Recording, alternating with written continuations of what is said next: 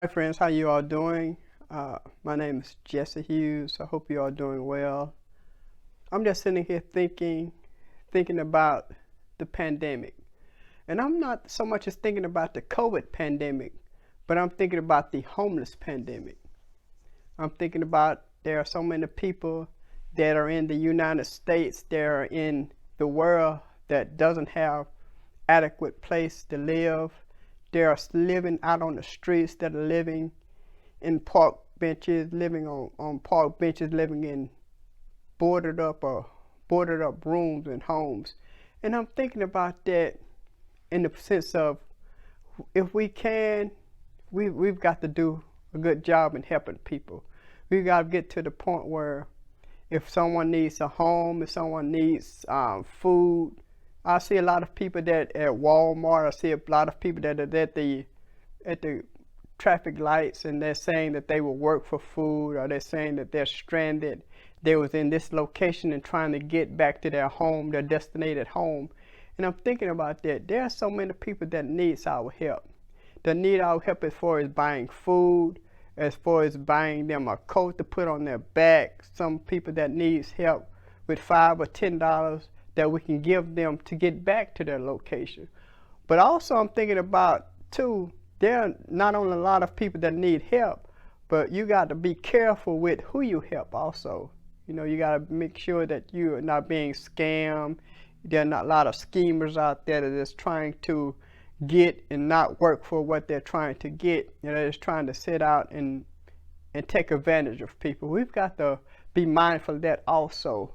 But there are so many people that are homeless, that don't have a place to stay. It has been statistically said by the Housing and Urban Development that there are 0.2% of Americans that is homeless.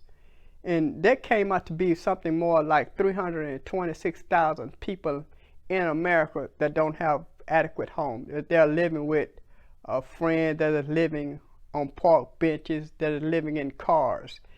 And that is a large number, although as compared to 8 billion people in the world, there's only roughly 0.2%.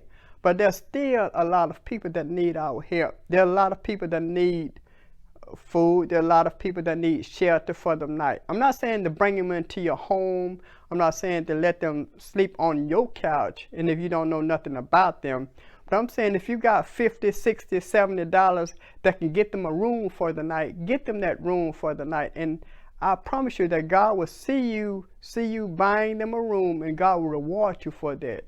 And also I see a lot of people that are saying that they don't have the adequate clothing, that they're out in the night air, they're living out on the streets, and the elements is tearing them apart. The elements, the wind, the rain, the cold, and they're living and don't have adequate coats, don't have adequate clothing. But if you have a closet full of clothes, if you have a closet full of good pants that you're not wearing, that is too small for you, kind of give that person a coat. Kind of give them a good pair of pants, and help them with the elements of being out there in the cold, with being out in the rain, and being out in the snow. And I promise you that God will see you, and He will reward you for that. But there are so many homeless people out there that do not have. There are so many people that are living with family, living with friends, that's living with person just for the night.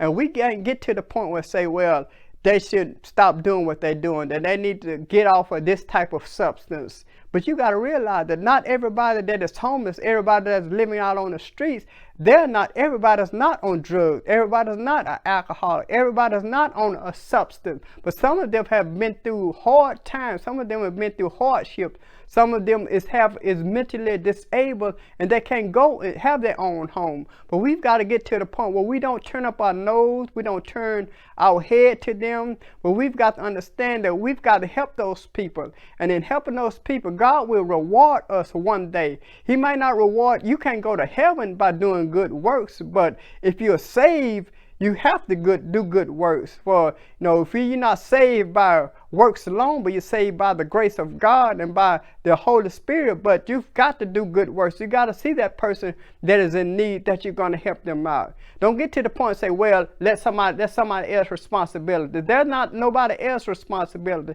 If God has blessed you to have, bless those people that do not have, because one of these days that might be you, that might be one of your family, that might be one of your friends or your loved ones. So you can't get to the point where it's about let somebody else handle it or let somebody else do that. But we've got to get to the point where we've got to help people. We've got to help them with clothes. We've got to help them with food. We've got to help them with shelter. Don't bring them to your home, but buy them a room for the night. We've got to get to that point where we've got to help people. And I promise you that if we help them, we help people, God will in turn around help us and bless us and give us the goodness of the land. So I thank you all for listening to me tonight or today, and whenever the case is. I thank you all for listening. But let's get out there and help someone that might not be like us, but let's go out there and help them.